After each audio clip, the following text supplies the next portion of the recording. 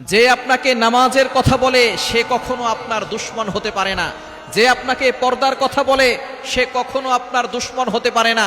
সুতরাং যে আপনাকে নামাজের কথা বলবে, যে আপনাকে সঠিক পথে নিয়ে যাওয়ার চেষ্টা করবে, তার সাথেই বন্ধুত্ব তৈরি করুন, তাহলে দেখবেন আপনি আল্লাহর জান্নাতে ঢুকতে পারবেন। সুতরাং বন্ধু চয়ন করার ক্ষেত্রে সতর্ক থাকবেন। বন্ধু এমন একজন মানুষকে নির্ধারণ করবেন যার সাথে থাকলে আল্লাহর কথা স্মরণ হয়, যার কাছে থাকলে নবীজির প্রতি ভালোবাসা বৃদ্ধি হয়, যার কাছে থাকলে কোরআন পড়তে মনে চায়। এমন বন্ধু যদি আপনি চয়ন করতে পারেন, এই বন্ধু আপনাকে জান্নাত পর্যন্ত পৌঁছে দিবে।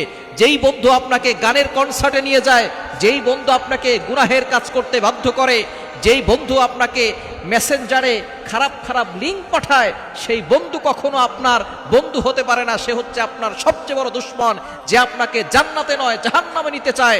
সুতরাং যদি জান্নাতে যেতে চান, বন্ধু চয়ন করেন এমন বন্ধু যাকে দেখলে আপনি গুনাহ থেকে বাঁচতে পারেন এবং নামাজের দিকে ধাবিত হতে পারেন।